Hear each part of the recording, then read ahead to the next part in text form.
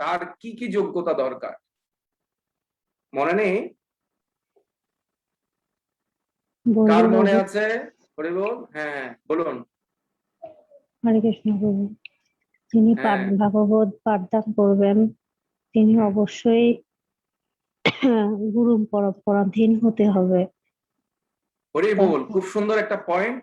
তিনি অবশ্যই গুরু পরম্পরায় ভুক্ত হতে হবেন। গুরু পরম্পরা ভুক্ত না হলে তিনি কখনো ভাগবত পাঠদান করতে পারবে না। সদ্গুরু পরম্পরা ধারায়, সঠিক পরম্পরা দ্বারা হতে হবে। আজকে আমরা পরবর্তীতে একটু আলোচনা করব গুরু পরম্পরাটা। হ্যাঁ এরপরে বলুন। তারপর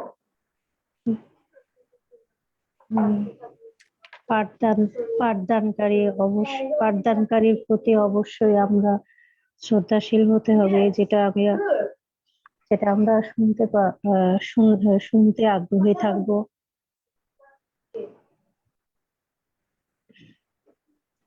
সবাই ভিডিও অন করুন। আসলে যিনি পাঠদান করবেন, ভাগবত পাঠকের যোগ্যতা হচ্ছে তিনি সমস্ত শাস্ত্রে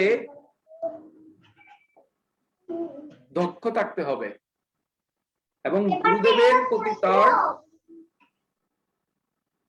ঐকান্তিক ভক্তি থাকতে হবে। তিনি কোনো বানিয়ে মন গড়া কোনো ব্যাখ্যা প্রদান করবেন। পূর্বতন আচার্যরা যেটা প্রদান করে গেছে সেই বিষয়ে তিনি সেই বিষয়টাকে ফোকাস করবেন।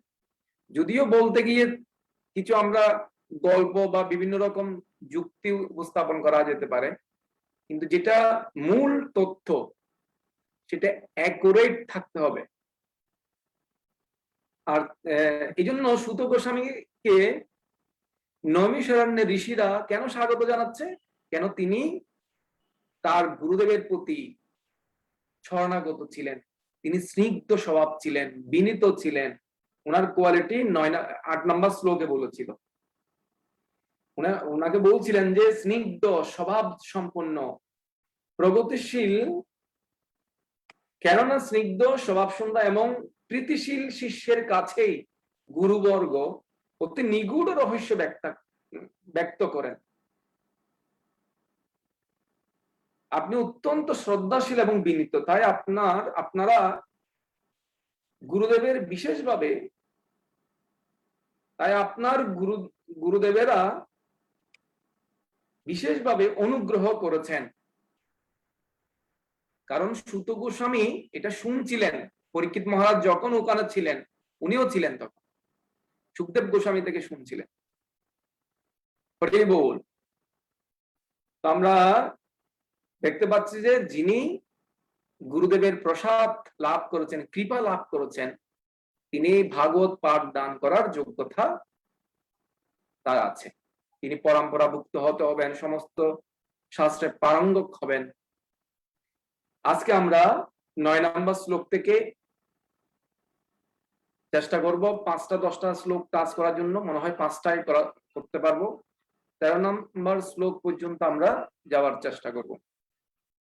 আমাদের সাথে থাকবেন আর একটু কনসেন্ট্রেশন ভালো রাখবেন। আচ্ছা, আমার কথা কি আপনারা শুনতে পাচ্ছেন? বলুন তো দেখি। হরে কৃষ্ণ। সবাই ভিডিও অন করলে বুঝতে পারবো। শোনা যাচ্ছে প্রভু, একদম ক্লিয়ার? হ্যাঁ হ্যাঁ প্রভু। হরি বল। আমি স্বাগত জানাচ্ছি সুপ্তি মাতাজিকে এবং আমাদের প্রাণবল্লভ লতা মাতাজি আছেন। সোম মাতাজি অনেকদিন অসুস্থ ছিলেন, ওনার জন্য আমরা আগে একবার হরে কৃষ্ণ মহামন্ত্র কীর্তন করে ফেলি। উনি অসুস্থ থাকলেও উনি প্রেজেন্ট থাকেন প্রত্যেকটা ক্লাসে। হরে কৃষ্ণ কৃষ্ণ কৃষ্ণ হরে হরে, হরে রাম রাম রাম হরে হরে। আপনাদের আশীর্বাদে এবং বৈষ্ণবদের কৃপায় উনি অনেকটা সুস্থ হয়ে গেছেন এবং ওনার মেয়ে সৃজিতাও সুস্থ হয়ে গেছেন। আজকে ক্লাসের অংশগ্রহণ করেছিলেন দুপুর 12টায়। আমরা 9 নম্বর শ্লোক থেকে শুরু করব। আজকে থেকে এই যে 6টা প্রশ্ন ভাগবতম শুরু হয়েছে 6টা প্রশ্ন দিয়ে।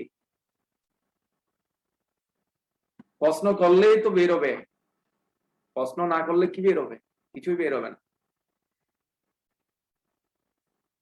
তো প্রশ্নের মাধ্যমে ভগবত গীতাও শুরু হয়েছিল। কার্পণ্য দোষ ও অপহিত স্বভাব পিচ্চামি তাম ধর্ম সম্মূঢ় চেতা। কার্পণ্য দোষজনিত দুর্বলতার প্রভাবে আমি কিং কর্তব্য বিমূঢ় হয়ে পড়েছি। প্রথম অর্জুন 2য় অধ্যায়ে 7 নম্বর শ্লোকে বলছিলেন এই জগতে সবাই কার্পণ্য জনিত দুর্বলতার প্রভাবে কিং কর্তব্য বিমূঢ় হয়ে যায়। কি করব, ধর্ম অধর্ম কি বুঝতে পারে না। অর্জুনের অবস্থা সেরকম। তখন অর্জুন প্রশ্ন করেছে, তখন ভগবান পুরো দিব্য জ্ঞান প্রদান করলেন, ভগবদ গীতা। এখন ঋষিরা, সনকাদি ঋষিরা প্রশ্ন করছেন সুত গোস্বামীকে। আজকে থেকে প্রশ্ন শুরু হবে, আমরা দেখব কি কি প্রশ্ন করে। প্রথম স্কন্ধে 6টা প্রশ্ন দিয়েই এই ভাগবতম শুরু হয়েছে। আপনারা মনে রাখবেন এই 6টা প্রশ্ন কি কি, এবং এর উত্তরগুলো কিন্তু দেওয়া হবে। আপনারা ভক্তি বৈভব বিভিন্ন কোর্স করলে ওখানেও এই প্রশ্নগুলোর উত্তর আপনাদের জানতে হবে। হ্যাঁ, যদি আপনারা চান আমি কিছু প্রশ্ন প্রতিদিন হোয়াটসঅ্যাপ গ্রুপে, মেসেঞ্জার গ্রুপে দিয়ে দেব। আপনারা যদি পারেন এই লেকচার শ্রবণ করেও উত্তরটা আপনারা গুছাই লিখতে পারেন। আর যদি বই থাকে, শ্রীমদ্ ভাগবতম যদি থাকে, তাহলে সামনে নেন, সামনে নিয়ে শ্লোক শব্দর অর্থ সহ বিশ্লেষণ শ্রবণ করবেন এবং নিজেও শেয়ার করবেন। আপনার যদি কোনো প্রশ্ন থাকে প্রশ্ন করবেন। হরে কৃষ্ণ। আজকে প্রশ্ন শুরু হবে। প্রথম প্রশ্ন,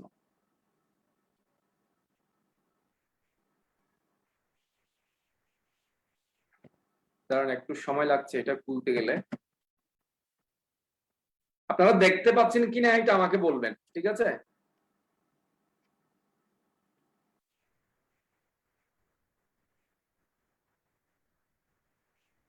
আপনারা কি ভাগবতম দেখতে পাচ্ছেন লেখা?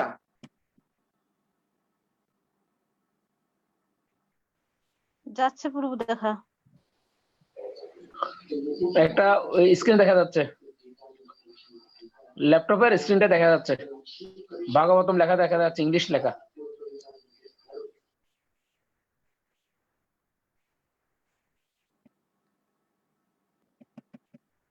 কেন এটা পিপিটিটা দেখা যাচ্ছে না বাংলা?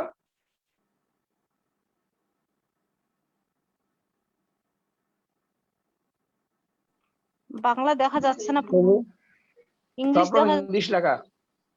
ওই স্ক্রিনটা দেখা যাচ্ছে, ওই আপনার ক্লাসের সিরিয়ালটা দেখা যাচ্ছে, সিরিয়াল।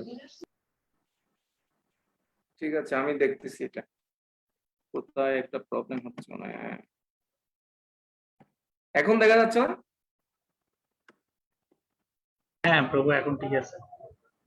আমরা পড়ি তাহলে। 9 নম্বর শ্লোক থেকে শুরু হবে আজকে। তত্র না প্রভু, কিছু দেখা যাচ্ছে না, আমরা দেখতেছি না তো।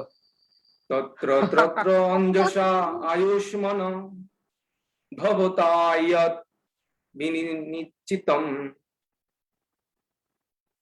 পুংসাম একান্ততঃ শ্রেয়ো তৎ ন সংসিতুম অর্হসি।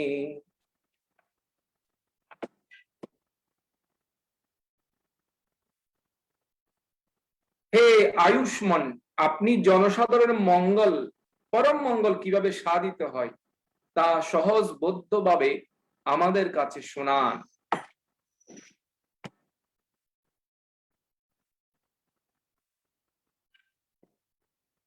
অবশ্যই আপনারা দেখতে পেয়েছেন, আমি জানি। দেখতে পেয়েছেন না? হাত তুলুন, বুঝতে পারবো। ভিডিও অন করা হাত তুললে বুঝতে পারবো। দেখতে পেয়েছেন না? হ্যাঁ।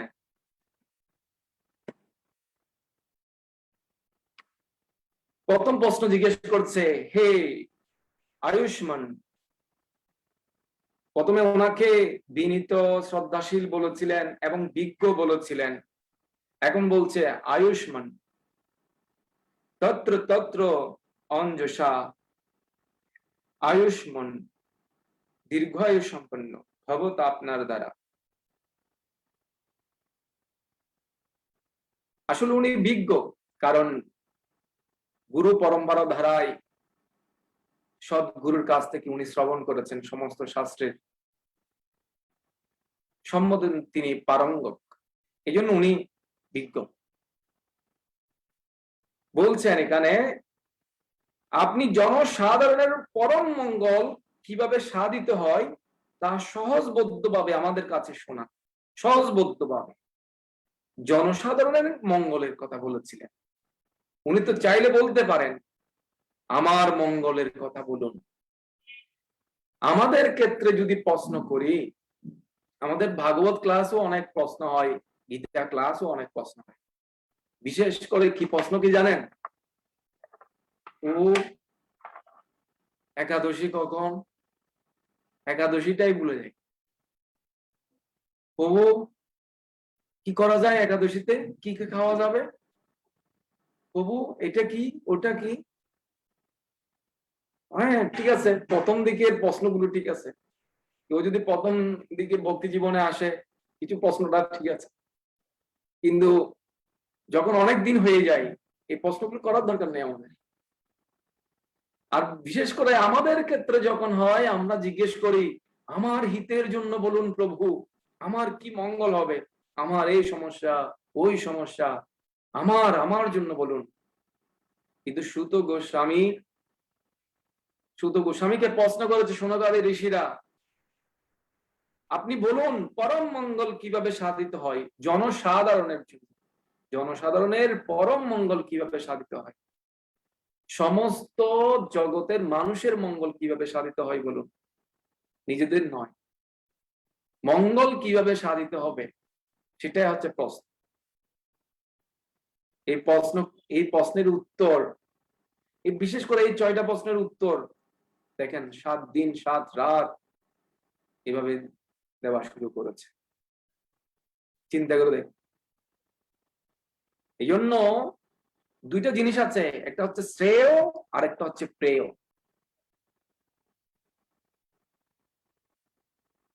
হরে কৃষ্ণ, কে বলতে পারবেন শ্রেয় এবং প্রেয় জিনিসটা কি? আমরা তো দুইটা জিনিস সম্পর্কে আমরা বিশেষ করে এই জগতে জিজ্ঞেস করে শ্রেয় এবং প্রেয়। কেউ বলতে পারবেন শ্রেয় এবং প্রেয় জিনিসটা, মূল জিনিসটা কি? প্রাণবল্লভ, হ্যাঁ নাকি? হরে কৃষ্ণ, প্রভু ধন্যবাদ। সবাই ভিডিও অন করলে ভালো। হ্যাঁ হরে বলো। কৃষ্ণ প্রভু, শ্রেয় যেটা হচ্ছে সেটা হচ্ছে মঙ্গলকর, কল্যাণকর, যেটা সর্বসাধারণের জন্য হিতকর, সেটা হচ্ছে শ্রেয়। আর প্রিয় হচ্ছে যেটা আমি পাবো, পেতে পারি, কিভাবে পেতে পারি, এভাবে যেগুলো উত্তর আসবে সেটা হচ্ছে কি প্রিয়। যেটা আমার প্রাপ্য, কিভাবে পেতে পারি, যেটা হচ্ছে দাবি করার মতো, সেটা হচ্ছে প্রিয়। হরি বল।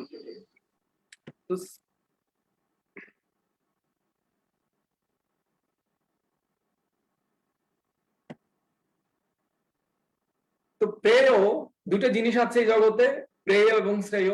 আমরা ভগবদ্গীতা ক্লাসও আলোচনা করেছিলাম। প্রেয় মানে হচ্ছে নিজের ইন্দ্রিয় তৃপ্তির জন্য, নিজের লাভের জন্য, ইমিডিয়েট প্লেজার। আমি তৎক্ষণাৎ কিছু সুখ চাই, আমাদের দাবি মানতে হবে। আমার এই যে অনেক দাবি করে না, ভোটাররা যেরকম দাবি করে, আর যারা ভোট নেয় তারাও অনেক কিছু ওয়াদা করে, প্রতিজ্ঞা করে, আমরা এটা করে দেবো, এটা করে দেবো। এই সমস্ত দাবি দেওয়া, এই যে ছাওয়া, এগুলো হচ্ছে প্রেয়। এগুলো অনিত্য, এগুলো আমাদের দেহের সাথে সাথে সাথে এটা নষ্ট হয়ে যাবে। এই জন্য যেগুলো আমাদের জন্য, আমাদের শরীরের জন্য, দেহের জন্য যেগুলো আমরা চাইবো, সেগুলো হচ্ছে প্রেয় সংক্ষেপে। আর যেটা শ্রেয়, শ্রেয়স্কর, সেটা হচ্ছে আত্মার জন্য। এটা যে পুরো জগতের মঙ্গল সাধন করতে পারে সেটা।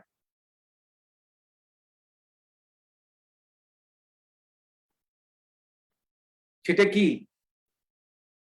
এই জন্য ভগবান কপিল দেব মাতা দেবহূতিকে বলছিলেন, সতাম প্রসঙ্গম মম বীর্য সংবিদো বধন্তি হৃৎকর্ণ রসায়ন কথা তজ্জোষ্ণ আশু অপভর্গ বর্ধনে শ্রদ্ধা, রতি, ভক্তি,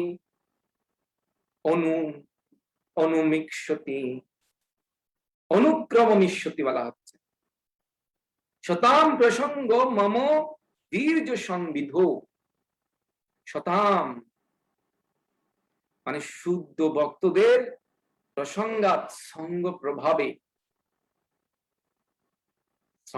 প্রসঙ্গ মানে সঙ্গ, শুদ্ধ ভক্তদের সঙ্গ চাই। বীর্য সংবিধ অত্যন্ত শক্তিশালী কথা। এই যে ভগবত সঙ্গে সাধু সঙ্গে যে কথা, সেটা কিরকম? বভন্তি হৃৎকর্ণ রসায়ন কথা। এটা কর্ণের মধ্যে যখন হৃদয়ে প্রবেশ করবে, সেটা রসায়ন কথা।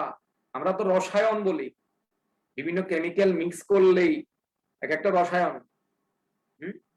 কত রকম রসায়ন। ভগবান নির্বিশেষ নয়। ভগবান যদি নিরাকার হতো, নির্বিশেষ হতো, কোনো আকার নেই, তাহলে রসায়ন কেন হবে? রস কোথায় থেকে পাবেন? রসায়ন তখনই হয় এখানে বিভিন্ন মিক্স কিছু থাকবে, কিছু মিক্স থাকতে হবে, নাহলে রসায়ন কেমনে হবে? এই জন্য রাম রসায়ন, কৃষ্ণ রসায়ন কথা। এই যে বিভিন্ন লীলা বিলাস, অসুর মালার লীলা, গোপীদের সাথে লীলা, বিভিন্ন রকম খেলাধুলা, ভগবান যাই কিছু করেন তাই লীলা, গুলি সব রসায়ন, রস মিশ্রিত এখানে, রসায়ন কথা। তজ্জোৎস্না আশু ভর্গ অভর্তনী। এই ভগবানের কথা যদি আপনি শুনেন, তাহলে কি হবে? তাহলে আপনার ধীরে ধীরে এই ভগবত কথা শুনতে শুনতে আপনার কি কি হবে? শ্রদ্ধা, রতি, ভক্তি, আপনার শ্রদ্ধা, দৃঢ় শ্রদ্ধা হবে। আপনি কৃষ্ণ ভক্তি ছাড়তে চাইবেন না একনিষ্ঠ ভাবে। জন্য আগে প্রথমে শ্রদ্ধা। আপনি ভগবত ভক্তি যে 9 স্টেপ, 9টা ধাপ আছে, শ্রদ্ধা থেকে প্রেম পর্যন্ত 9টা ধাপ। প্রথমে শ্রদ্ধা। আরে শ্রদ্ধা না থাকলে তো আপনি সাধু সঙ্গ করবেন না।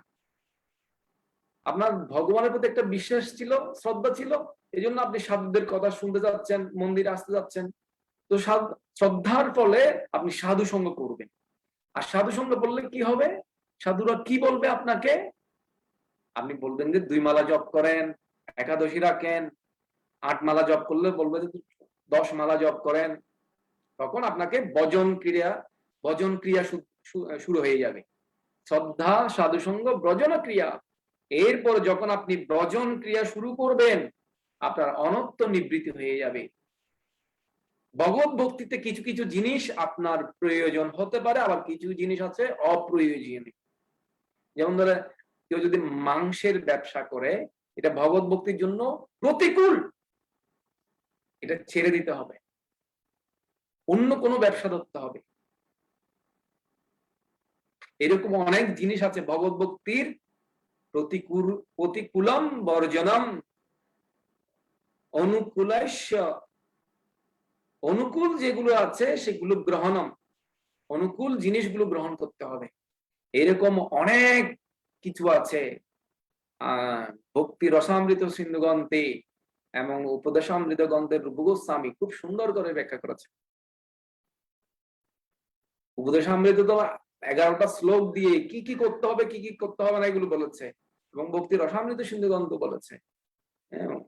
কেউ যদি প্রেম পর্যন্ত যেতে চায়, ভগবানের সাথে ডাইরেক্ট লীলায় অংশগ্রহণ করতে চায়, তাহলে তাকে কিছু অনুকূল এবং প্রতিকূল জিনিসগুলো চিহ্নিত করে এগুলোকে সাইড করতে হবে। যেগুলো প্রতিকূল সেগুলো সাইড করতে হবে। অনেক কিছু আছে। এই জন্য শ্রদ্ধা, রতি, এরপর রতি এখানে একদম বলছে কেউ যদি কৃষ্ণ কথা শুনে সাধু সঙ্গে, শ্রদ্ধা, রতি, ভক্তি, অনুক্রমমিষ্যতি, এগুলো ক্রমান্বয়ে আসবে। আপনার শ্রদ্ধা এবং রতি আসবে, কৃষ্ণ কথায় রতি হবে। আরে একবার শুনলে হবে না, বারবার বারবার বারবার শুনতে ইচ্ছে করবে। কিন্তু যদি আপনার শ্রদ্ধা প্রথম দিকে কমল হয়, শ্রদ্ধা প্রথমে কমন হবে, কিন্তু শুনতে শুনতে আস্তে আস্তে সুদৃঢ় হবে। তখন আপনার রতি বৃদ্ধি পাবে, রতির পর আসক্তি বৃদ্ধি পাবে, এরপর ভাব মহাভাব হবে, মহাভাবের পর প্রেমাস্থ হবে। রুচি, আসক্তি, হ্যাঁ না, নিষ্ঠা, রুচি, আসক্তি, ভাব, মহাভাব, 9টা স্টেপ আছে ভগবত ভক্তির। কিন্তু আমরা যারা সাধারণ ভক্ত আছি তারা অনত্য নিবৃত্তিতে, কখনো ভগবত ভক্তি ভালো লাগে, কখনো জপ ভালো লাগে, কখনো অনেক সাধুসঙ্গ ভালো লাগে, কৃষ্ণ কথা ভালো লাগে, কখনো ভালো লাগে না, অনেক সময় বিরক্ত ফিল হয়। ভজন ক্রীড়া, কেউ কেউ আছেন ভজন ক্রীড়া, কেউ কেউ আছেন সাধু সঙ্গে, মানে 2 স্টেপের মধ্যে আছেন, কেউ 3 নম্বরে, কেউ 4 নম্বরে।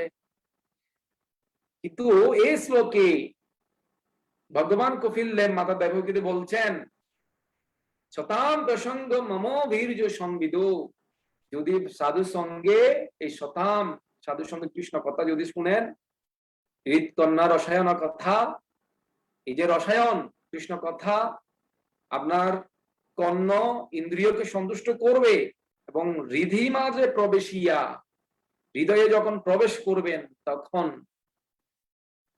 ওখানে অমৃত পুণ্য, অমৃত বর্ষণ হবে। বুঝতে পারছেন শ্রেয় কোনটা? শ্রেয় হচ্ছে কৃষ্ণ কথা, শ্রেয় হচ্ছে আত্মার জন্য আপনি যা কিছু করবেন তাই একনিষ্ঠ ভাবে শুধুমাত্র কৃষ্ণের ভক্তি, নট অন্য কোন দিকে মন। যদি আপনার মন অন্যদিকে যায়, ব্যবিচারীন ভক্তি যোগেন সেবতে, অব্যবিচারী যোগিন বলা আছে, নট ব্যবিচারী, অব্যবিচারী যোগিন। ব্যবিচারী ভক্তি করা যাবে না। ব্যবিচারী মানে কি? আপনার স্বামী একজন থাকা সত্ত্বেও, স্বামী একজন থাকা সত্ত্বেও অন্য পর পুরুষ নিয়ে চিন্তা করলে ওকে ব্যবিচারী নারী বলা হয়েছে। ঠিক সেরকম কৃষ্ণ আপনার পতি, কৃষ্ণ আপনার গতি, কৃষ্ণ আপনার স্বামী, সেই স্বামীকে বাদ দিয়ে আপনি যদি কোনো অন্য কোন পুরুষকে হৃদয়ে স্থান দেন তাহলে ব্যবিচারী ভক্তি। আমি কৃষ্ণ কথা শুনবো মাঝে মাঝে, আর মাঝে মাঝে অদ্বৈতবাদী নিরেশ্বরবাদীদের কথা শুনবো, এটাও ব্যবিচারী। আমি আপনাদেরকে বলি, যারা আমি আপনাদের কাছে একটা প্রশ্ন করি, কে পারবেন দেখি। এই যে আমাদের গুরু পরম্পরা আছে, কয়টা সম্প্রদায় আছে? আমি প্রশ্ন করছি, আপনারা উত্তর দেন। কয়টা সম্প্রদায়? আমি সবাইকে এলো করে দিচ্ছি।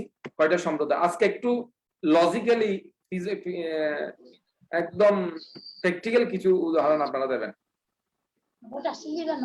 হ্যাঁ বলুন, কয়টা সম্প্রদায় আছে এবং কেন এই সম্প্রদায়গুলো অনুমোদিত করা হয়েছে? বিভিন্ন জায়গা থেকে দীক্ষা নিলে তো হয়ে যেত।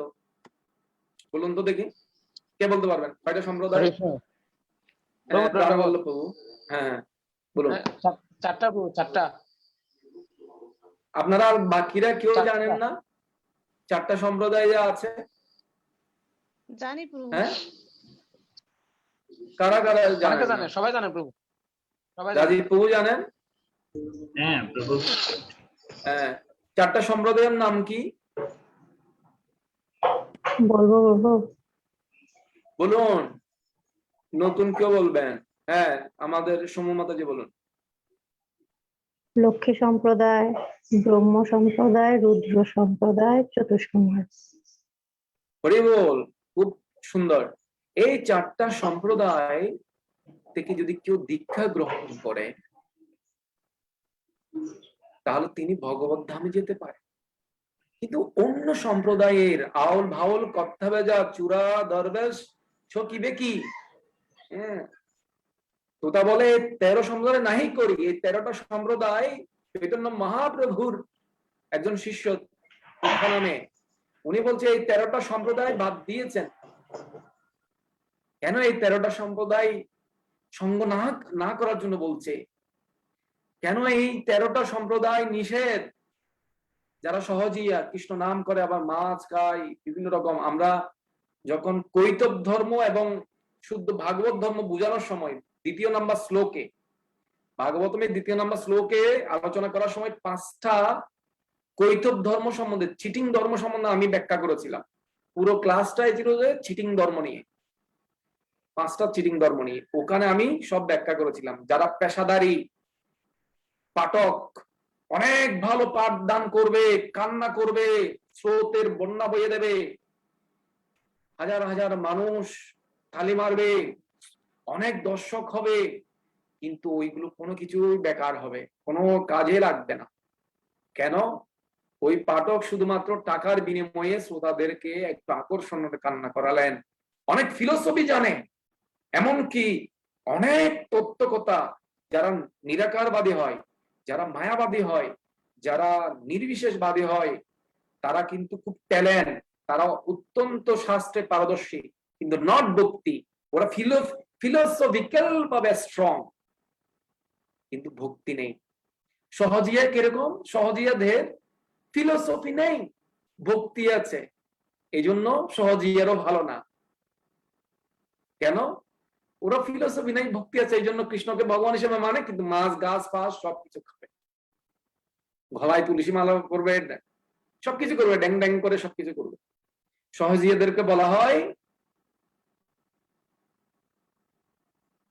মানে ভক্তি আছে কৃষ্ণের প্রতি, কিন্তু ফিলোসফি নেই, নিয়ম জানে না কিভাবে ভগবানকে আরাধনা করতে হয়, কি কি নিয়ম মানতে হয়, সদাচার কি। যারা মায়াবাদী তাদের জ্ঞান বেশি, কিন্তু ভক্তি নেই, পুরো ড্রাই, শুষ্ক বৈরাগ্য, মার্কট বৈরাগ্য। মর্কট মানে বানর, বানর, বানরকে মর্কট বলা হয়, মর্কট বৈরাগ্য। এই 4টা সম্প্রদায় কেন অনুমোদন দিলেন? সবার থেকে দীক্ষা নিয়ে, কুলুগুরু, বিভিন্ন রকম গুরুদের থেকে দীক্ষা নিয়ে তো আমরা ভগবত ধামে যেতে পারতাম, কিন্তু কেন? এই 4টা সম্প্রদায় থেকে দীক্ষা নিলে তিনি ভগবত ধামে যেতে পারবেন, সেটা পদ্মপুরাণে অনুমোদন দিয়েছেন। আমি আপনাদেরকে এই জিনিসটা একটু করে আবার দেখাই।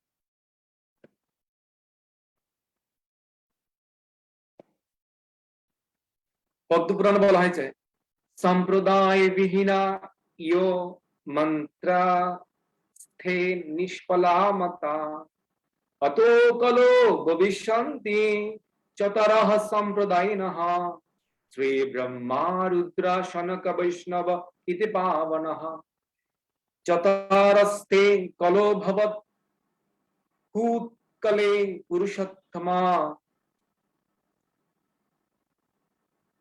বুঝতে পারছেন? সম্প্রদায় বিহীন, মন্ত্র নিষ্ফল। এই সম্প্রদায় বিহীন যদি মন্ত্র জপ করেন, আপনার নিষ্ফল হবে, ভগবত ধামে যেতে পারবেন না কেউ। 4টা সম্প্রদায় থেকে, অনুমোদিত সম্প্রদায় থেকে দীক্ষা নিলে, সদ্গুরুর কাছ থেকে কর্ণ ইন্দ্রিয়ের মধ্যে মন্ত্র যখন দিবে, সেই মন্ত্র আপনার হৃদয়ে প্রবেশিয়ে ভক্তিলতার বীজ অঙ্কুরিত হবে। সেই ভক্তিলতা পরম ভ্রম, এই 14 ভুবন ভেদ করে গোলক বৃন্দাবনে গিয়ে কৃষ্ণের চরণে ওখানে ফল দেবে, প্রেম ফল দেবে। এই ভক্তিলতা সম্পর্কে চৈতন্য চরিতামৃতে বিশদ ব্যাখ্যা আছে। তো সম্প্রদায় বিহীন, আমি আপনাদের কাছে এখন একটা প্রশ্ন করব, সম্প্রদায় বিহীন মন্ত্র কেন নিষ্ফল হবে? আর 4টা সম্প্রদায় থেকে দীক্ষা না নিলে কেন আমি ভগবত ধামে যেতে পারবো না? কে কিভাবে বলতে পারেন বলেন? কার কি মত?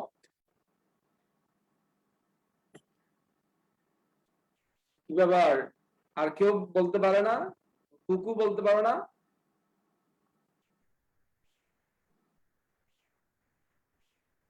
রিপন বলতে পারে? রাজীব প্রভু?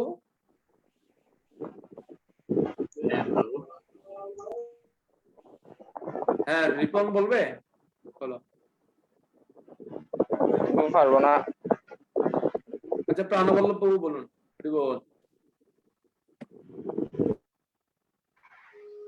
সবাই ভিডিও অন করছে না, যাক বলুন প্রভু। প্রভু, যেমন আমি যদি কোনো আত্মীয় স্বজনকে একটা চিঠি পাঠাতে চাই, সরকার অনুমোদিত একটা পোস্ট অফিসে গিয়ে ডাক বাক্সে চিঠিটা ফেলতে হবে, অনুমোদিত ডাক বাক্সে। তাহলে সরকারের পোস্ট অফিসে যারা কর্মচারী আছে ওনারা অবশ্যই ওটা নিয়ে যথাস্থানে পৌঁছাই দিবেন। যদি আমি ইচ্ছে মতো রাস্তার আশেপাশে পড়ে থাকা কোনো বাক্সে অথবা আমার মন করা একটা বাক্স বানিয়ে যদি ওখানে চিঠিটা রাখি, তাহলে ওটা কোনোদিনও পৌঁছাবে না, আমার গন্তব্যস্থলে পৌঁছাবে না। ঠিক একইভাবে ভগবানের নির্দেশিত যথাযথ গুরু পরম্পরা দ্বারা যদি দীক্ষিত না হয়, তাহলে ওনার আবেদনটা ভগবান পর্যন্ত পৌঁছাবে না। এটাই হরি আমার বল, খুব সুন্দর। দেখুন, হরে কৃষ্ণ। রাজীব প্রভু শুনতে পাচ্ছেন? চৈতন্য মহাপ্রভুর একজন হ্যাঁ, প্রভু। পার্ষদ, ওনার নাম হচ্ছে মুকুন্দ। উনি কি করতেন? ভক্ত সঙ্গ করতেন, আবার যারা মায়াবাদী তাদের সঙ্গ করতেন। মানে নিরাকার ব্রহ্মের কথা বলতো। এই যে শঙ্কর আচার্যের যারা উত্তরস্বরী, তারা হচ্ছে নিরাকারবাদী, এদের সঙ্গ করা উচিত নয়। আপনি প্রদর্শনের গীতা শুনতে পারেন না কেন? প্রদর্শন দেবনাথ উনি পরম্পরাভুক্ত নয়। যত ভালো পাঠক হবে হোক, যত জ্ঞান প্রদান করবে হোক, কেউ যদি পরম্পরায় ভুক্ত না হয়, আপনি যদি সরকারি অনুমোদিত কোনো কলেজে ভর্তি না হন, আপনার ওই সার্টিফিকেট দিয়ে কোনো কাজে আসবে না। আপনি যদি, আমি আপনাকে একটা সাধারণ একটা কমন সেন্সের ইয়ে বলি, আপনি যদি কোনো জায়গায় দুবাই বা ওমানে যান, আমার ভিসা পাসপোর্ট দরকার আছে কিনা বলেন? ভিডিও অন করুন তো দেখি সবাই। আজকে একটু ক্লাস দিব, পাঠ দিব না। সবাই ভিডিও অন করুন। আপনারা কারা কারা বিদেশের প্রসেস গুলো জানেন? বিদেশে যেতে গেলে পাসপোর্ট ভিসা দরকার আছে কিনা বলুন তো? পাসপোর্ট ভিসা দরকার আছে? অবশ্যই প্রভু। আচ্ছা, ভিসাটা মানে কি? ভিসাটা মানে কি আমাকে একটু করে বুঝান তো দেখি। আমি এটা এখনো ক্লিয়ার না, আপনারা একটু করে বলুন, আমি ওই উদাহরণটা তখন বুঝতে পারবো। ভিসাটা মানে কি বলুন তো আমাকে? পারমিশন। পারমিশন। হ্যাঁ, ভিসাটা মানে কি? কে বলতে পারে? বলুন প্রভুরা। হরে কৃষ্ণ ভিসা মানে? প্রভু। হ্যাঁ হ্যাঁ, প্রভু, আমার মনে হচ্ছে এই বিষয়টা হচ্ছে একটা স্থান থেকে, একটা দেশ থেকে অন্য দেশে স্থানান্তরের জন্য একটা অনুমোদিত কার্ড, যেটা শো করলে রাজীব প্রভু আপনাকে কি বলেন? করা হবে। আমি যেটা মনে করি এটা বললাম প্রভু। রাজীব প্রভু কি বলেন? হ্যাঁ প্রভু, এক্স্যাক্টলি ওইটাই। এটা একটা পারমিশন, একটা হচ্ছে আচ্ছা, পাসপোর্ট। আপনার রিস্কটা কেন ওখানে কেউ একজন নিচ্ছে না? হ্যাঁ অবশ্যই। আপনাকে যে ভিসা দিয়েছে নিশ্চয়ই আপনার গভর্নমেন্ট, জানাশোনা বাংলাদেশ থাকবে। গভর্নমেন্ট, বাংলাদেশ জানাশোনা গভর্নমেন্ট থাকবে। তখন অথরিটি হিসেবে কাজ করতেছে। ইয়েস, খুব সুন্দর একটা পয়েন্ট। এই যে পাসপোর্ট ভিসা বলছি, আপনি যদি কোন একটা এক দেশ থেকে অন্য দেশে গেলে পাসপোর্ট ভিসা লাগছে, আপনি 14 ভুবন ভেদ করে গোলক বৃন্দাবনে যাবেন, বৈকুণ্ঠ লোকে যাবেন, ওখানে পাসপোর্ট ভিসা দরকার নেই। ওখানে কে জামিন নিবে আপনার? কে আপনার সিকিউরিটি দেবে? আপনি গোলক বৃন্দাবনে প্রবেশের যেমন ধরেন ধারপাল, ওখানে যখন জয় বিজয় দ্বারপাল আছে বৈকুণ্ঠ লোকে, চতুষ্কুমার যখন লেন্ডুপন্ডু অবস্থায়, ওরা তো ছোট বালক, সবসময় লেন্ডুপন্ডু থাকে ব্রহ্মার অভিশাপে, এই চতুষ্কুমার সনক সনাদি কুমারগণ, ওরা যখন বৈকুণ্ঠ লোকে প্রবেশ করছে তখন জয় বিজয় তাদেরকে বাধা দিয়েছে। তার মানে আপনি বৈকুণ্ঠের দরজা আছে, দরজার মধ্যে বাধা প্রাপ্ত হবেন। আপনার সিকিউরিটি কে দেবে ওখানে? কে আপনাকে প্রবেশ করার জন্য অনুমতি দিয়েছে? তার মানে গোলক বৃন্দাবনের প্রকোষ্ঠে আপনি দরজায় আটকে যাবেন কেন? আপনার জামিন নেওয়ার কেউ নেই। আপনি হরিনাম করতে পারেন 50 বছর ধরে এখানে, আপনি একাদশী ব্রত রাখতে পারেন, কিন্তু আপনার জামিন কে নেবে গোলক বৃন্দাবনে যাওয়ার জন্য? আজকে একটু কড়া কথা বলবো, ভালো করে মন দিয়ে শুনুন এবং বোঝার চেষ্টা করুন কেন সম্প্রদায় পরম্পরায় ভুক্ত হতে হচ্ছে। আপনার জামিন নিবে এই যে ইসকন ব্রহ্মমত্ত গৌরীয় পরম্পরা, এটা এই যে বালাজি মন্দির সি সম্প্রদায়, এরা রামানু আচার্য ওনারা ওখানে সিকিউরিটি দেবে। গুরুদেব, এই আমাদের যে সদ্গুরুদেব শ্রীমৎ জয়পত স্বামী গুরু মহারাজ, আমার পরমারাধ্য গুরু মহারাজ আমাকে ওখানে সিকিউরিটি দেবে। ওনার থেকে যখন দীক্ষা নিব তখন উনি আমার জন্য, আমি যখন ওখানে যাব উনি ওখানে থাকবেন, আমাকে রিসিভ করবেন। ওনার তত্ত্বাবধানে ওখানে সেবা পূজা করা হবে। আপনি যদি সেবা পূজা এখানে শিখে না যান, কিভাবে ভগবানকে ভোগ লাগাতে হয়, খাওয়াতে হয়, সেবা করতে হয়, এখানে প্র্যাকটিস না করেন, ওখানে কি করবে না। আরেকটা কথা আপনাদেরকে বলি, যারা বিদেশে যায় ভালো করে মনে রাখবেন, কেউ মনে করেন সেলাই করার জন্য গেছে, সেলাইটা আগে ও জানবে কিনা বলেন, নাকি ওর না শিখে এখানে গিয়ে শিখবে? এরকম কোন আছে নাকি? এখান থেকে শিখে যাবে। প্রভু, মৃত্যুর পরে কি এগুলো মনে থাকবে ওই জায়গা যায়, যে জায়গায় আগে মৃত্যুর কথা না, আগে আমি যেটা বলি সেটা বলেন। মৃত্যুর কথা আমি বলতেছি, তারা আপনার মৃত্যু কখন হয় আপনার আগে বলেন। এখান থেকে যখন বিদেশে কেউ যায় অবশ্যই কাজগুলো শিখে যায় কিনা। ড্রাইভিং করতে গেলে ড্রাইভিং শিখে যায়, সবাই শিখে যায় না ওখানে? কারা কারা আমার সাথে একমত আছেন হাত তুলুন তো দেখি। রাজীব প্রভু ভিডিও অন করুন তো দেখি। হরে কৃষ্ণ,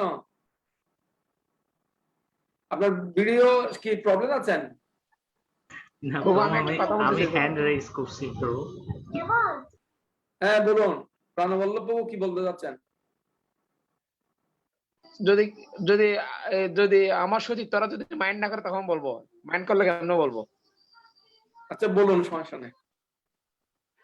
বলতে চাইছিলাম যে ওই আমাকে মাঝে মধ্যে গুগল মিটে ক্লাস দিতে হয়। আমি সপ্তাহে 2-3 দিন ক্লাস দিই আমার স্টুডেন্টদেরকে গুগল মিটে। তো ওখানে অনেক হ্যাঁ, সময় হ্যাঁ। দেখা যায় ওরা তো বুঝে না, জানা না, ওই কখনো কখনো ওই ফিক্সে চলে যায়, মানে ভিডিও দেখা যায় না। তখন আমার এমন বিরক্ত লাগে যে আমি যদি কাউকে নাই বা দেখি, মুখ দিয়ে একটা শব্দ বের হতে ইচ্ছে করে না, আমার মুখ দিয়ে একটা শব্দ বের হয় না। আমার যেটা ফিলিংস সেটা বললাম। আমার আপনার ক্ষেত্রে অবাক হচ্ছে যে আপনি কিভাবে ঘন্টার পর ঘন্টা প্রতিদিন প্রতি সপ্তাহে 3 দিনই চেহারা না দেখে পাঠ কেমনে দেন? আমি তো পারি না। আমি বলি যে আসলে তোমরা অবশ্যই ভিডিও থাকতে হবে, ভিডিও অন থাকতে হবে, নেটওয়ার্ক ফ্রি রাখবে। যে ভিডিও অন থাকলে চেহারা না দেখলে হরি বল। হ্যাঁ বুঝতে পারছি। হরি বল, শুনতে পাচ্ছেন? আমার কথা শোনা যাচ্ছে? মুখ দিয়ে একটা শব্দ আমাদের বের হয়। প্রাণবল্লভ প্রভুর একটু নেটওয়ার্ক সমস্যা হচ্ছে। আমার কথা শোনা যাচ্ছে তো? শুনুন তাহলে, এটা ঠিক আছে। সবাই ভিডিও অন করে রাখলে একটু ভালো, কারণ আমি দেখলেই এটা এটা আমি বলতে চাইছি। আমার কনসেন্ট্রেশন আরো ভালো থাকে। আপনি যদি এখানে শিখে যান, বিদেশে গিয়ে ওটা আপনি করতে পারেন। ঠিক এরকম আপনি এখানে কিছু ভগবানের সেবা পূজা যখন শিখে যাবেন, কিভাবে সেবা করতে হয়, তখন ওখানে গিয়ে আপনি করতে পারবেন। কেন? আমাদের শিক্ষা মাতা যে বলছিলেন যে আমরা কি ওখানে গিয়ে করতে পারবো কিনা। আরে আপনার এখানে দেহটা নষ্ট হয়ে যাবে, যে আপনার আত্মার সাথে মন বুদ্ধি এটাও ফিউর হয়ে সচ্চিদানন্দ দেহ লাভ করে ওখানে চলে যাবে। যতদিন পর্যন্ত মন বুদ্ধি অহংকারের মধ্যে, এই সূক্ষ্ম দেহ তিনটার মধ্যে জড় বাসনা আছে, এই জগৎকে ভোগ করার বাসনা আছে, ততদিন এই জড় জগতের মন বুদ্ধি অহংকার থেকে যায়। আপনি এই জগতে অনেক ছেলে আছে দেখবেন খুব ট্যালেন্ট হয়ে যায় জন্মগত ভাবে, ও আসলে আগের জন্মে এগুলো শিখে আসছে। এমন নয় যে ইমিডিয়েট ও জন্মগ্রহণ করে কিছু ইয়ে করেছে, এরকম নয়। ও আগের লাইফ থেকে এগুলো নিয়ে আসছে। এই যে জ্ঞান, এই যে অভ্যাস, এই যে আচরণ, সেগুলো আগের জন্ম থেকে হয়ে আসে সব। হ্যাঁ, বহুনা জন্ম নামন্তে জ্ঞান বান প্রবদ্ধতে। এই কৃষ্ণ ভক্তি বহু বহু জন্ম লেগে যাবে শুধু কৃষ্ণকে লাভ করার জন্য। তাও আবার বলছে জ্ঞানবান প্রপদ্যতে, জ্ঞানবান ব্যক্তি। আমরা এখানে অনেক, এই জগতে অনেক জ্ঞানবান ব্যক্তি আছি। কেউ ওদের জ্ঞান শুনবে, কেউ ওদের জ্ঞান শুনবে, এত জ্ঞানী, এত জ্ঞান, মেইন জায়গার মধ্যে কি আছে? হ্যাঁ, বলো না, গোড়াই গল্লব। এই সমস্ত জ্ঞানীদের কথা বলছিলেন। বহু না জন্ম নামন্তে জ্ঞান ভান প্রবদ্ধতি, বহু বহু জ্ঞানী ব্যক্তি, ওটা বলে নাই। আর তর্তাসু জিজ্ঞাসু ওদের কথা বলে নাই। 4 প্রকারের ভক্ত ভগবানকে শরণাগত হয়, ওই জ্ঞানী হাজার হাজার জ্ঞানীদের মধ্যে বলছে যে আর্ত জিজ্ঞাসু ওদের কথাও বলে নাই ভগবান। ভগবান কিরকম দেখেন? ভগবান হচ্ছে বহু বহু জ্ঞানীদের মধ্যে কদাচিৎ আমার কথা কেউ আমার শরণাগত হয়। বাসুদেব সর্বমেতি মহাত্মা সুদুর্লভ, অত্যন্ত দুর্লভ ব্যক্তি কৃষ্ণ ভক্তি করাটা। এই জন্য আমি আপনাদেরকে যেটা বলছি, কখনো স্বধর্ম বিহিত আচরণ করা যাবে না। স্বধর্ম মানে কি? জীবের স্বরূপ হয় কৃষ্ণের নিত্য দাস। আপনার স্বধর্ম হচ্ছে তো আপনি নিত্য দাস কৃষ্ণের। আপনি স্বধর্ম ভুলে যাচ্ছেন কেন? স্বধর্ম মানে আপনি এই ধর্ম না। কলিযুগে সবাই শূদ্র, সবাই বিভিন্ন কিছুতে চাকরি করছে। কেউ যদি চাকরি করে সবাই শূদ্র বলা হয় ওদেরকে, কোন শূদ্র সম্ভবা, কলিযুগে সবাই শূদ্র। কিন্তু ওই তখন তখন যে ক্ষত্রিয় খাত্র ধর্ম ছিল ওটা স্বধর্ম ছিল। আবার স্বধর্ম যদি বেশি বিশেষ ভাবে যদি বিশ্লেষণ করা যায়, স্বধর্ম মানে কি? আপনার স্বরূপটা কি? জীবের স্বরূপ হয় কৃষ্ণের নিত্য দাস। আপনার স্বরূপ পেয়ে আপনি দাস, এই জন্য কৃষ্ণের নিত্য দাস, নট এই জগতের অনিত্য কারো দাস হবে। আপনি কৃষ্ণের নিত্য দাস। যদিও আমরা বিভিন্ন পরিবার সমাজের দাসত্ব করছি, যদিও আমরা আমাদের আত্মীয় স্বজনের দাসত্ব করছি, কিন্তু আমাদের স্বরূপ দাস, ঠিক আছে। কিন্তু নিত্য দাস কার? নিত্য বস্তুর। নিত্য বস্তুকে? নিত্য বস্তু কৃষ্ণ। আপনি নিত্য, কৃষ্ণ পরম নিত্য, নিত্য নিত্য। এখন বুঝা গেল? হরে কৃষ্ণ। আসুন এবার শ্রেয় মানে আর প্রেয় মানে বুঝা গেল। শ্রেয় মানে হচ্ছে এটা আত্মার শ্রেয়স্কর, আত্মার কল্যাণে হবে ভগবত ভক্তি, এটা হচ্ছে শ্রেয়। আর প্রেয় মানে হচ্ছে ইমিডিয়েট প্লেজার, আমি এখন চাই আনন্দ। আপনি যে বস্তুতে বেশি এখন আনন্দ পাবেন সেটাতে দুঃখ কিন্তু আছে। যেটাতে আনন্দ এখন পাচ্ছেন না, ধীরে ধীরে আপনি করে যাবেন। আস্তে আস্তে প্র্যাকটিস করুন, অনুশীলন অনুশীলন অনুশীলন। কিন্তু চরমে এটা আপনাকে প্রচুর আনন্দ দেবে। প্রতি পদম পুণ্যমৃত আস্বাদন, প্রতি পদে পদে পুণ্যমৃত আস্বাদন করবে ভগবত ভক্তির পুণ্য। আপনি ভগবানের জন্য মালা গেতে আনন্দ পাবেন, যে আনন্দ আপনি কোটি টাকার বিভিন্ন ক্লাবে গিয়েও পেতে পারেন না, কোটি টাকা খরচ করে। এরকম যখন চেতনা আস্তে আস্তে অধিষ্ঠিত হবে আমাদের। 10 নম্বর শ্লোকে ভগবান কি বলছে দেখেন। আমাদের কথা আমরা কেন শুধু গোস্বামীকে প্রশ্ন করেছে জীবের সমস্ত জনগণের মঙ্গল সাধন করে, প্রথম প্রশ্ন কেন উনি একটা এখানে ইয়ে করেছেন, সেটা হলো যে উনি দেখতে পাচ্ছিলেন কলিযুগের মানুষের কি কি অবস্থা হবে। এই জন্য 10 নম্বর শ্লোকে তিনি এটা বলেছেন।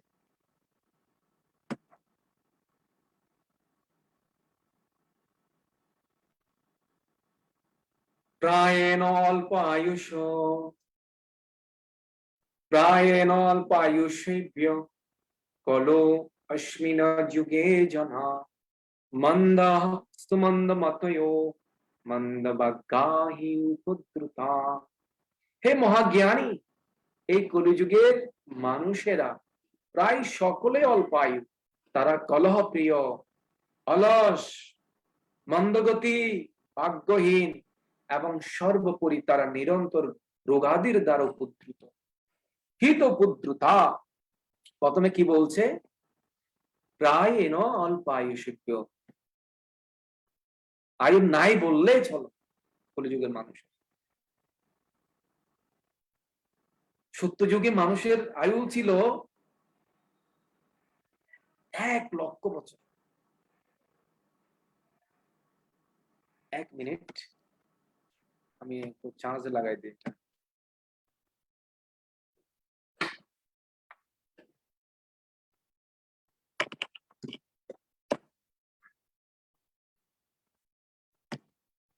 কারা কারা জানেন সত্যযুগে 1,00,000 বছর আয়ু ছিল যে? কারা কারা জানেন? হাত তুলুন। কলিযুগের আয়ু কত?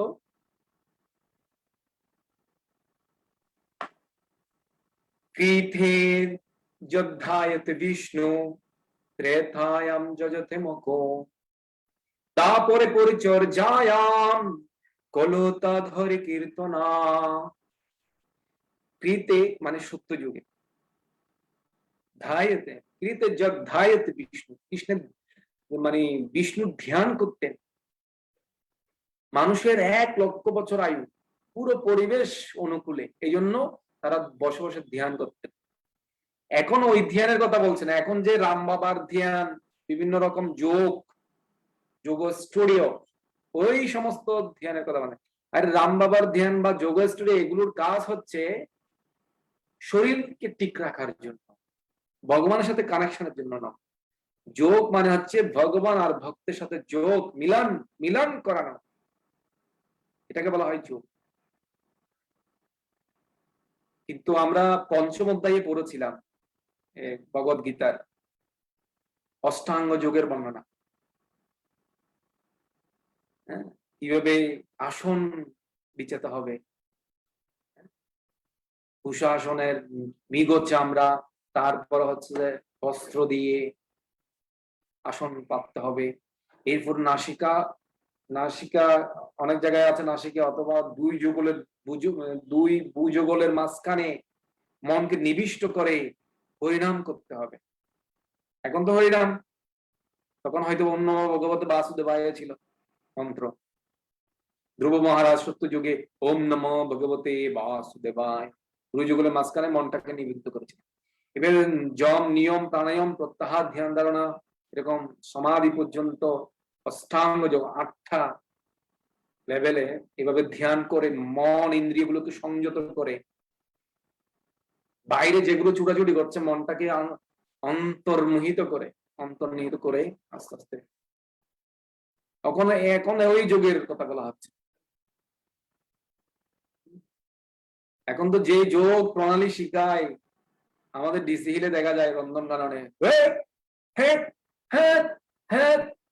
মানে অনেকটা ডাক, তার বডি নিয়ে অনেক ডাক।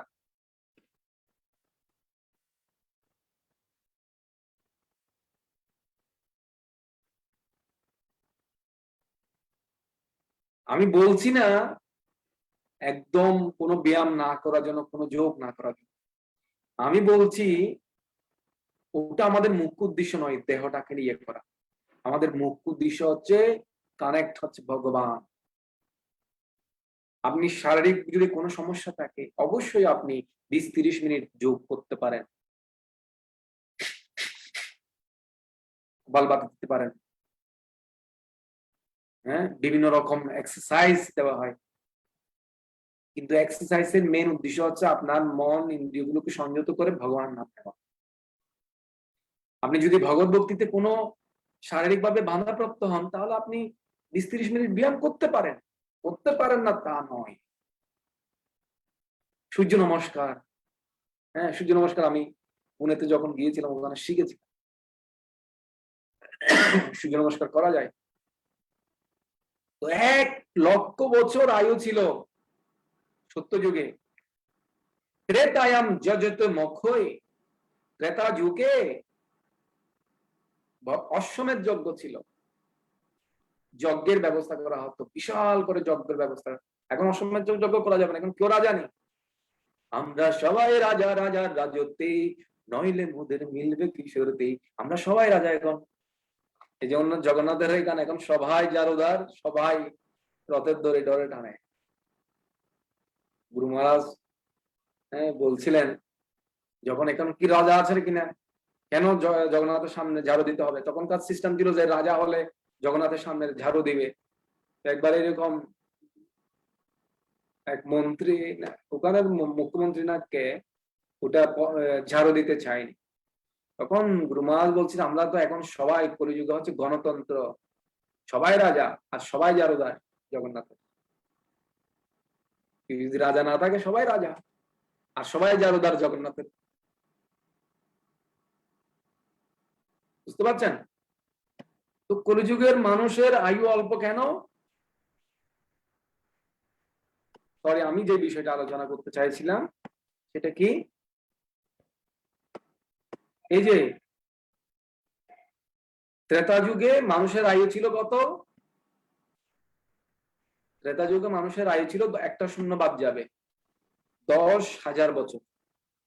10,000 আর বছর। হ্যাঁ, একটা শূন্য মাইনাস করতে হবে ক্রমান্বয়ে। হ্যাঁ, বেশি খাওয়া দাওয়া চলছে তো আস্তে আস্তে মাইনাস হয়ে যাবে। দাপরে পরিচয় জয়াম, দাপর যুগে বিশাল আড়ম্বর সহিত ভগবানের পূজা করা হতো। এখনো দ্বারকার মধ্যে এটা নিদর্শন পাওয়া যায়। দ্বারকায় খুব জমজমাট করে পূজা হতো, যে এগুলোর নিদর্শন আছে ভগবানের। ভগবানকে পূজা করে আপনি ভগবানকে লাভ করতে পারতেন, কিন্তু এখন ওইরকম পূজা অর্চন কোনো কিছু, কোনো দ্রব্য, কোনো মন্ত্র এখন অত বেশি শুদ্ধ নয়, কোনো ব্রাহ্মণ অত বেশি শুদ্ধ নয়, এজন্য অর্চনম নেই। কিন্তু কলিযুগে কি বলছে? কোলোত্তদ হরি কীর্তন।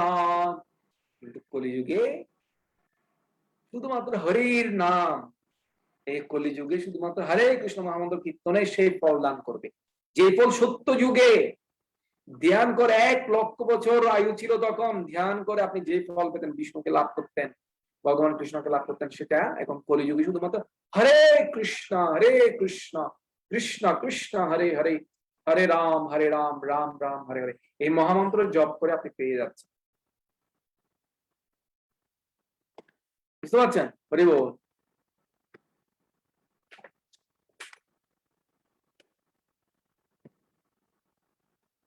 কারা কারা বুঝতে পারছেন? দাপর যুগে 10,000, ত্রেতা যুগে 10,000 আয়ু, দাপর যুগে আর একটা শূন্য কমে গেছে, 1,000 আয়ু। কলিযুগে কয়টা? একটা শূন্য কমে যাবে, এর মধ্যে 100 বছর। এটা তো শাস্ত্রের কোঠা, কিন্তু এখন তো ওই কোটাটাও কমে গেছে। সরকার যেরকম বিভিন্ন কোটা দিচ্ছে, এখন আয়ুর কোটাটাও কমে গেছে আমাদের। কমতে ওই আয়ুর ক্ষমতাও কমেছে। এখন 60-70 বছর বাঁচলে বেশি। কেন কমেছে সেটা আমাদের ছিল প্রবাদ একটু করে বলেছেন, আমরা একটু করে ওদিকে যাই তাহলে বুঝতে পারবো।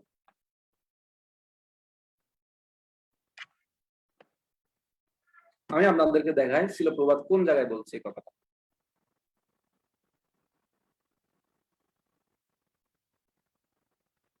কলিযুগের মানুষদের আয়ু অল্প হওয়ার কারণ খাদ্যাভ্যাস নয়, খাদ্যাভাব নয়, তার কারণ হচ্ছে অনিয়ম এবং অনাচার।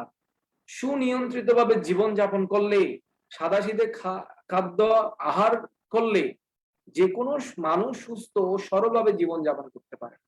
অত্যাচার, অত্যাধিক ইন্দ্রিয় তৃপ্তি, অন্যের করুণার উপর অত্যাধিক নির্ভরশীলতা এবং কৃত্রিম ভাবে জীবনের মান উন্নত করার চেষ্টা মানুষের জীবনী শক্তি শোষণ করে নেয়, তাই তাদের আয়ু কমে যায়। মানুষ অত্যন্ত অলস, কেন? অনিয়ম এবং অনাচার। হ্যাঁ, কোনো নিয়ম নেই, কোনো বাছ বিচার নেই, যেটা সেটা খাবে, এর ফলে হচ্ছে। আর কোনো কিছুতে এখন ভালো গুণ নেই, মশলা বলেন, সবজি বলেন, কোনো কিছুতে কলিযুগে সব কেড়ে নিয়ে গেছে। এরপর দেখুন কলিযুগের আরো কি অবস্থা। এরপর বলছে কি, কলো অশ্বিনের যুগে জানা মন্দ সুমন্দময়, অলস কলহ প্রিয়। কলহের কথা কি বলবার, ঝগড়া তো লেগে আছে। এখানে ক্লাস করতে আসবেন, সেখানে কত বাঁধা, আমি জানি না কাউকে বাঁধা দেয় কিনা। আপনারা কাউকে বাঁধা দেন এখানে? অনেক সময় স্বামী স্ত্রীকে বাঁধা দেয়, স্ত্রী স্বামীকে বাঁধা দেয় কৃষ্ণ ভক্তি করার সময়। কারা কারা ঝগড়া করে আসেন এখানে? ঝগড়া করতে হয় নাকি করতে হয় না? আমাদের আজকে মনীন্দ্র প্রভু নাই কেন? আমি তো ওনাকে অনলাইনে দেখতে পাচ্ছিলাম ফেসবুকে, কিন্তু এখানে ক্লাসে দেখতে পাচ্ছি না। একটু অসুস্থ প্রভু। অসুস্থ হলে কৃষ্ণ কথা অডিও হিসেবে শুনবে, এটা আরো সুবিধা বেশি। যেমন ধরো আমাদের সমু মাতাজি অনেকদিন অসুস্থ ছিলেন, প্রতিটা ক্লাসে উনি মানে ক্লাস শুনেছেন। আমি একবার যখন উনি প্রশ্ন করেন, তো প্রশ্ন যখন করেন আমি ফোন করেছি, আমি বুঝতে পারছি মানে একটু অসুস্থ হয়েছে ওনার। দেখলাম যে খুবই অসুস্থ। মিহির বাবু কেমন আছেন?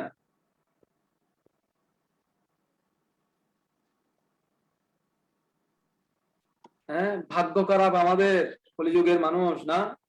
আর বলছে নিরন্তর রোগাদির দ্বারা উপদ্রুত, সব সময় রোগ ব্যাধির দ্বারা উপদ্রুত থাকে মানুষ, বুঝছেন? বিভিন্ন রোগ, বিভিন্ন শোক।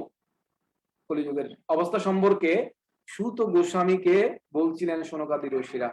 এরপর আমরা আরেকটা 13 নম্বর শ্লোক পর্যন্ত আমরা টেনে যাই আজকে, ঠিক আছে? দ্বিতীয় প্রশ্নটা করছে দেখেন 11 নম্বর শ্লোকে দেখুন।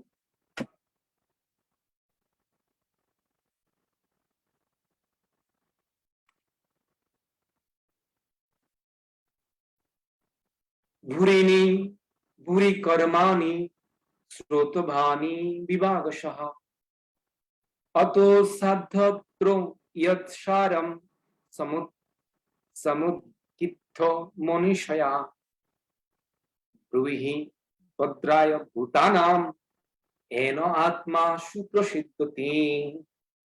বহুবিধ শাস্ত্র রয়েছে এবং সেই সমস্ত শাস্ত্রে নানা রকমের কর্তব্য কর্মের নির্দেশ দেওয়া হয়েছে, যা বহু বছর ধরে বিভাগক্রমে পাঠ করার ফলে কেবল জানতে পারা যায়। তাই হে মহর্ষি, দয়া করে আপনি সেই সমস্ত শাস্ত্রের সারমর্ম সমস্ত জীবের মঙ্গলের জন্য বিশ্লেষণ করে শোনান, যাতে তাদের হৃদয় সম্পূর্ণভাবে সুপ্রসন্ন হতে পারে। চিন্তা করে দেখুন, আমাদের দেশের মধ্যে কত বিভাগ আছে না?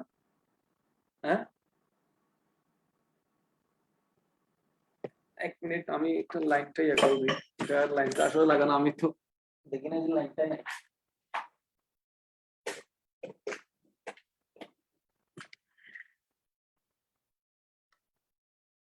দেশের মধ্যে অনেক বিভাগ আছে কিনা? আপনি যদি অনেক শাস্ত্র পড়েন, এই সমস্ত বিভাগগুলো আস্তে আস্তে জানতে পারবেন।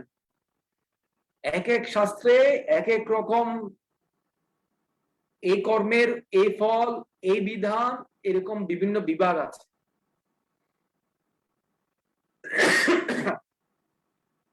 কত ধর্ম না! কিছুদিনের মধ্যে শুরু হবে মনে হয়, আমি জানি না কখন। এটা ফাটাবলি কখন? ফাটাবলি এটা মাংস খানার একটা বিভাগ। শাস্ত্রের মধ্যে এটা একটা বিভাগ, মাংস খানা। বুঝতে পারছেন? হ্যাঁ, এরকম বিভিন্ন রকম লৌকিক দেবতা, পৌরাণিক দেবী এরকম আছে। লোকের মুখে শুনে শুনে ধর্ম সৃষ্টি হয়ে যায়, জানেন? এগুলো পড়তে গেলে কিন্তু আপনার অনেক সময় লাগবে, অনেক সময়ের দরকার। এই জন্য সুত গোস্বামী কে বলছিলেন, কি বলছিলেন? আরে বহুবিধ শাস্ত্র রয়েছে, যে সেই সমস্ত শাস্ত্রের নানা রকমের কর্তব্য কর্মের নির্দেশ দেওয়া হয়েছে। অনেক আপনারা বলতে পারেন প্রভু ওই ধর্মে এই কথা আছে, ওই ধর্মে ওই কথা আছে, এরকম ধর্ম এগুলো বলছে। বহু বছর ধরে বিভাগক্রমে পাঠ করার ফলে কেবল জানতে পারা যায়, কিন্তু আমরা অত বিবেক করতে পারবো না। শনকাদি ঋষিরা বলছে, আপনি আমাকে এসেন্সটা বলে দিতেলেন একেবারে, একদম সারাতি সার, সমস্ত জগতের মঙ্গলের জন্য কোন জ্ঞানটা আমাদের প্রয়োজন, কিভাবে মঙ্গল সাধিত হবে, কোন শাস্ত্র পড়লে মঙ্গল সাধিত হবে, সেটাই প্রশ্ন। এটা হচ্ছে 2 নম্বর প্রশ্ন। প্রথম প্রশ্নটা কি? সকলের মঙ্গল, জনসাধারণের কিভাবে মঙ্গল সাধিত হয়, বুঝতে পারছেন? সে মঙ্গল কিভাবে পাবো আমরা, কোন কোন জিনিসটা, এটা কোন এসেন্সটা পড়লে আমরা মঙ্গলটা পাবো। এখন তো বহুবিধ শাস্ত্র আছে, বহু কিছু রচনা হয়েছে, এসেন্সটা বলুন। বুঝতে পারছেন? তার মানে সেই মঙ্গল কিভাবে পাবো সেটা বলুন। সেকেন্ড প্রশ্ন, বুঝতে পারছেন? হরে কৃষ্ণ। এখানে কি বলছে দেখেন, যেন আত্মা সুপ্রসুদ্ধতি, আমাদের আত্মা প্রসন্নত হয়। আমাদের আত্মা প্রসন্ন হবে। কিন্তু আমাদের ক্ষেত্রে যদি চিন্তা করবো কি, প্রথমে দেহের চিন্তা করবো, আত্মার না। প্রথমে দেহের চিন্তা করব। দেহের পরিচর্যার একটা উদাহরণ দিয়েছিলাম আপনাদের মনে আছে, কাঁচা পরিচর্যা ছিল। Prabha says that cage polishing society, খাঁচাকে পালিশ করছে আর করছে, কিন্তু ভিতরে যে পাখি আছে ওটাকে কোনো খাবার নেই। আরে আত্মাকে খাবার না দিয়ে আপনি দেহকে খাবার দিলে কি হবে? শুধু আপনার যদি করোনা ভাইরাসে হঠাৎ করে মৃত্যু হয়, নির্ঘাত আপনি পরবর্তী লাইফ পশুজনে, লাভটা কি? পুরো জীবন ইঞ্জিনিয়ার হয়ে, ডাক্তার হয়ে লাভটা কি? আপনার কয় বছর এখানে সুখী জীবন যাপন করতে পেরেছেন? টাকার পিছনে ছুটতে গিয়ে কখন আপনি পরিবারকে সময় দিয়েছেন ভালো করে? প্রতিদিন একই কাজ তো করছেন, যাচ্ছেন অফিসে, আসছেন, কোন টাইমে আপনি ফ্রি ভাবে কথা বলতে পেরেছেন কারোর সাথে? আর মারা যাওয়ার পর আবার কুকিল হয়ে গেলেন, লাভটা কি হবে? এই জন্য বলছে আত্মা সুপ্রসদ্ধি, আমার আত্মার প্রসন্নতার জন্য বলো, নট বডির প্রসন্নতার জন্য। এই জন্য বলা হচ্ছে আউট অফ ডাই, কিভাবে মরতে জানতে হয় সেটা শিখুন, বাঁচতে শিখতে হবে না এই জগতে। বাঁচতে একদম শিখতে হবে না, মরতে কিভাবে জানতে হয় শিখুন। ভাগবতম আপনাকে মরার জন্য শিক্ষা দিচ্ছে, কিভাবে মরতে হয়। যেখানে পরীক্ষিত মহারাজের মৃত্যুর ঘন্টা বেজে গিয়েছে, পরীক্ষিত মহারাজ ঘন্টা পেয়ে গেছে, বলছে আমাকে, আমি 7 দিন পরে মারা যাব। আপনারা এমন কেউ আছেন এই জগতে? আপনারা কখন মারা যাবেন কে বলতে পারবেন?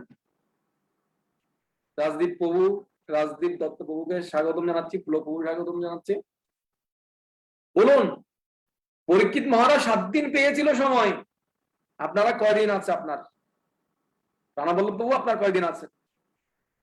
টাইম পাইছেন?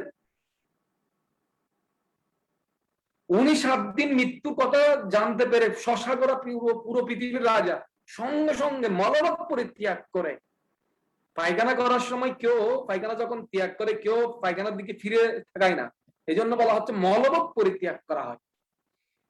এরকম রাজত্ব স্ত্রী পুত্র ত্যাগ করে গঙ্গার তীরে উপবেশন করেছেন। প্রথম প্রশ্ন জিজ্ঞাসা করেছেন যে মৃত্যু, যে পথযাত্রী ব্যক্তি, তার কি করণীয়, কি করা শ্রেয়, এটা আমাকে বলুন। আজ সনকাদি ঋষিরা প্রশ্ন করেছেন সমস্ত জীবের মঙ্গলের হিত কিভাবে হিত হয়, কিভাবে হিত সাধিত হয়, সেটা আমাদেরকে বলুন।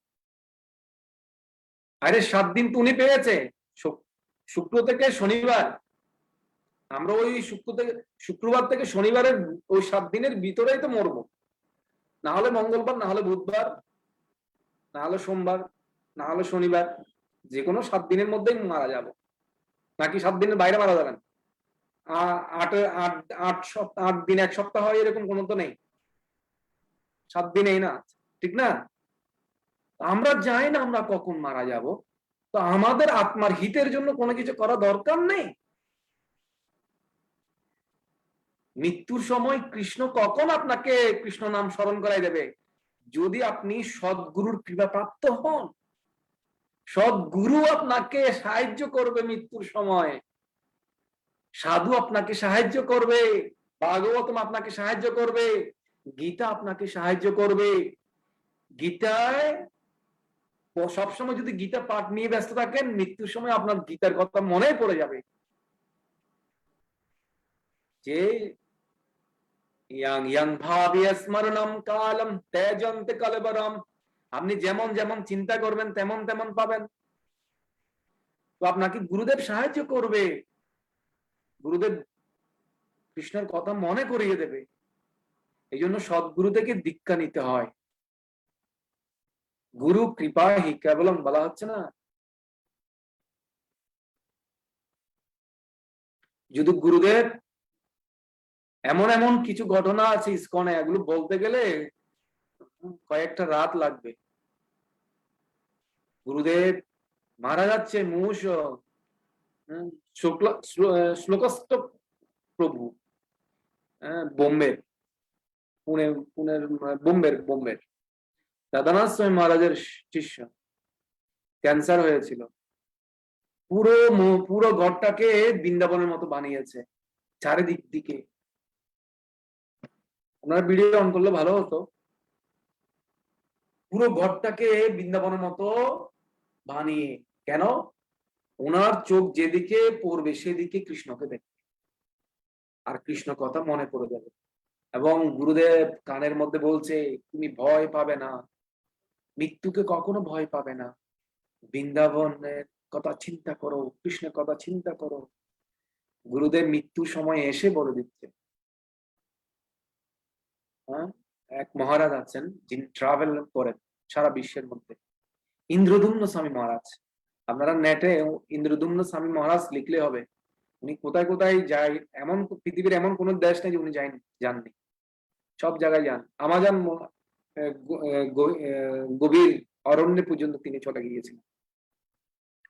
ওনারা এক শিশু দেহ রাখছে, আর উনি যখন গুরুদেব মহারাজকে স্মরণ করেছেন, সঙ্গে সঙ্গে উনি এসেই ওনাকে দর্শন দান করেছেন। যদিও ইন্দ্রদুম্ন মহারাজ অনেক দূর ছিলেন, আরেকটা দেশে ছিলেন, কিন্তু উনি স্মরণ করার সাথে সাথে ওনার সামনে চলে আসছেন। উনি দেখছিলেন গুরু মহারাজ ওনার মৃত্যুর যখন হচ্ছে ওনাকে হেল্প করছেন। হরে কৃষ্ণ। আসুন তাহলে আমরা আর একটু করে টানে দিই, 2 মিনিটে। আপনারা আর বেশি সময় নিব না।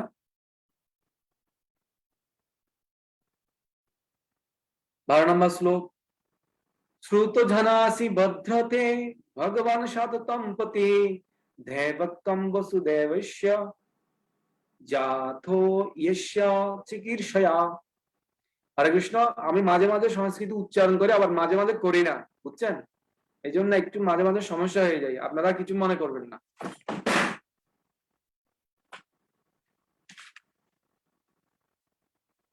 হে সুত গোস্বামী, আপনার সর্ববিধ মঙ্গল হোক।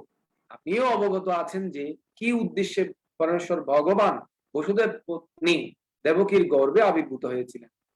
এটা হচ্ছে 3 নম্বর প্রশ্ন। ভগবান দেবকীর গর্ভে কেন আবির্ভূত হয়েছেন নিশ্চয়ই আপনি জানেন। ভগবানের আবির্ভাবের কারণটা বলতে বলেছে, বুঝতে পারছেন? হরি বল। কত নাম্বার প্রশ্ন গেল? হ্যাঁ, হরি বল। 3 3 নম্বর নম্বর প্রশ্ন। প্রশ্ন।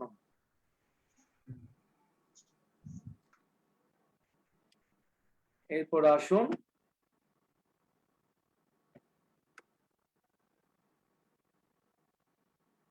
আমরা আজকে 13 নম্বর পর্যন্ত যাব বলছিলাম না? 3 নম্বর প্রশ্ন করা হয়েছে, দেখুন 13 নম্বর শ্লোকে কি বলছে।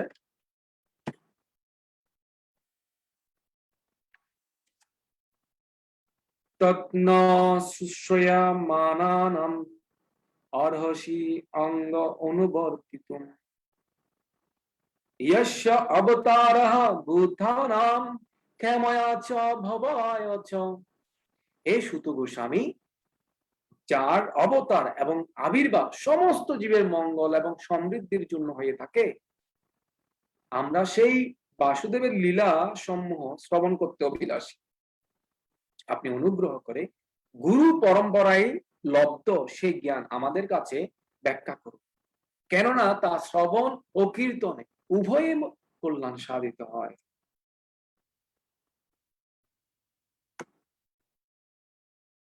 কি বলছে জানেন?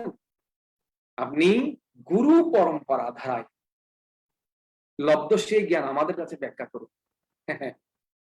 সুত গোস্বামীও গুরু পরম্পরা ধারায় ছিলেন, কেন? উনি সুখদেব গোস্বামীর কাছ থেকে শুনেছিলেন। গুরু পরম্পরা ধারায় থেকে এই ভাগবত ব্যাখ্যা করতে হবে। এই জন্য ভাগবতমের পাঠকের প্রথম যোগ্যতা হচ্ছে তিনি সদ্গুরুর চরণ আশ্রয় গ্রহণ করবেন এবং গুরু পরম্পরায় ধারায় থাকতে হবে। এবং পরম্পরা প্রাপ্তম এবং রাজস্ব বিধি, এটা পরম্পরার মাধ্যমে জ্ঞানটা এসেছিল, যে অর্জুনকে ভগবান কৃষ্ণ বলেছিল না। আমরা আজকে এই পর্যন্ত রাখি, কালকে আগামী ক্লাস এখান থেকে আমরা আবার শুরু করব। এখানে একটু ব্যাখ্যা আছে, ব্যাখ্যাটার কারণ সময় নেই, এই জন্য আমি এইখানে রাখছি। আপনাদের কোনো প্রশ্ন থাকলে করতে পারেন। 13 নম্বর পর্যন্ত আমরা আজকে রাখলাম। 14 নম্বর ক্লাস সোমবারে হবে। হরি বল। আর সামনে বলরাম জয়ন্তী আসছে। বলরাম জয়ন্তী হচ্ছে দুপুর 12টা পর্যন্ত উপবাস। স্বয়ং ভগবান বলরাম, কৃষ্ণের বড় ভাই, বলরাম সম্বন্ধে একদিন ক্লাস দিব। আপনারা কি বলেন? হরি বল। বলুন তো দেখি, সবার অভিমত। বলরাম সম্বন্ধে জানতে চান? হ্যাঁ, আমরা জানতে চাই তাহলে প্রভু। একদিন বলরাম সম্বন্ধে বলি। কোন দিন বললে ভালো হবে? সোমবারে বলবো নাকি অন্য কোনো দিন?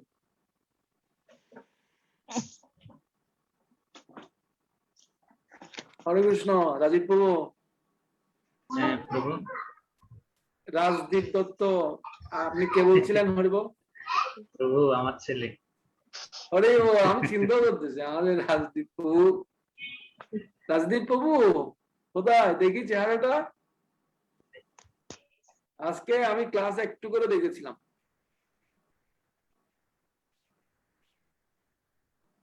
হরিবল, তোমাকে খুব খুব খুব ধন্যবাদ। তুমি ক্লাস শুনছো আজকে? আজকে ওই ছোটদের 14 পার্টি ক্লাসটা অনলাইন থেকে শিখে নেবে, কারণ ওখানে আমরা কিছু সাংস্কৃতিক উচ্চারণ বলেছি, আজকেও কয়েকটা শেয়ার করেছি এবং গল্প বলেছি, একটা পড়া দিয়েছি।